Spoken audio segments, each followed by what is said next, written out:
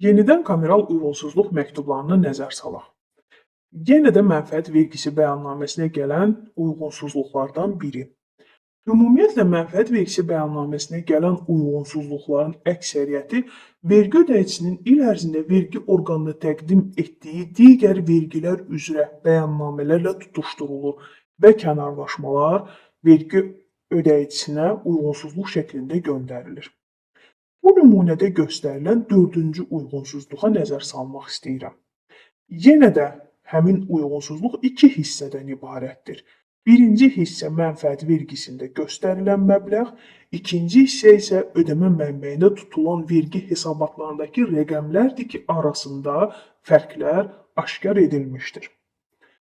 Mənfəət vergisi bəyannaməsində gəlir vergisi iki sətirdə qeyd olunur. İcarə haqqı üzrə hüquqi şəxslər üzrə və fiziki şəxslər üzrə.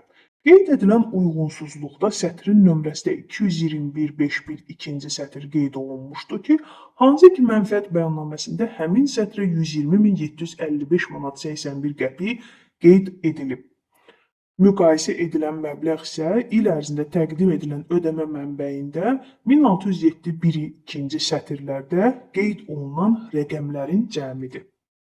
Deməli, vergi orqanı bizim təqdim etdiyimiz mənfəət vergisi bəyannaməsində fiziki şəxslər üzrə icarə haqqı məbləğini ödəmə mənbəyində tutulan 4 rüb üzrə bəyannamələrin rəqəmi ilə tutuşdurur. Nümunədə qeyd edilən vergi ödəyicisi mənfəət vergisi bəyannaməsinə 120.000 göstərməyinə baxmayaraq, il ərzində təqdim etdiyi ödəmə mənbəyində tutulan vergi bəyannamələrində isə fərqli rəqəmlər göstərmişdir. Yəni 4 rüb üzrə təqdim edilən ödəmə mənbəyində olan vergi rəqəmlərinin cəmi uyğunsuzluqda qeyd olunan 115.000-dir. Bu halda vergi ödəyicisi bu uyğunsuzluğa qarşı nə etməlidir? Vergi ödəyicisi aydınlaşdırmalıdır.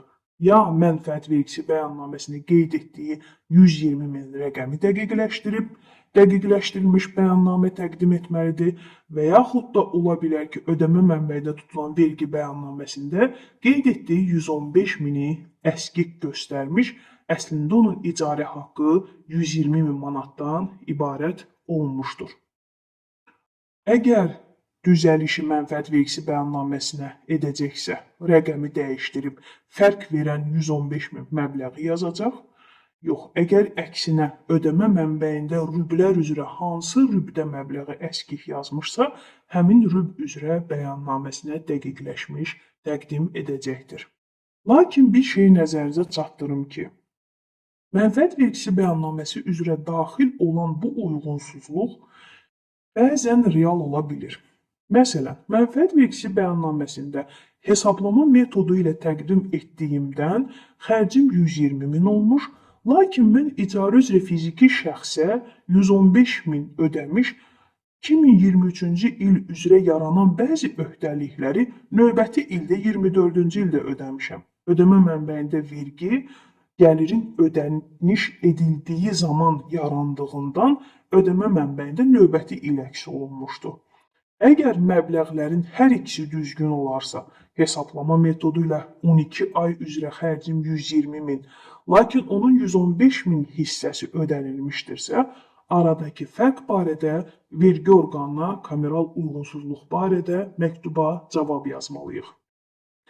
Uyğunsuzluq məktubuna cavab yazarkən 4-cü bənddə qeyd edilən rəqəmləri qeyd edərək, yəni mənfəət vergisi bəyannaməsi 2023-cü il üzrə hesablama metodu ilə təqdim edildiyindən icarə haqqı üzrə xərclərimiz 120.755 manat olmuşdur. Lakin ödəmə mənbəyində tutulan vergi bəyannaməsinə 115.000 əks etdirilmişdir. Çünki vergi məcəlləsinin 124-cü maddəsinə əsasən icarəyə görə ödəmə mənbəyində tutulan vergi bəyannaməsi ödəniş edildiyi zaman təqdim olunur və ödəmə mənbəyində vergi həmin zaman ödənilir. Uyğunsuzluqları yazarkən vergi məcəlləsinin maddələrinə istinad etməyiniz həmin uyğunsuzluğun vergi orqanı tərəfindən aradan qaldırılması üçün müsbət bir haldır. Mənfəət vergisi bəyannaməsində icarə ilə bağlı çıxan uyğunsuzluğun cavabı barədə bu qədər. Sual və təklifləriniz varsa, rəylərdə sizi gözləyirəm.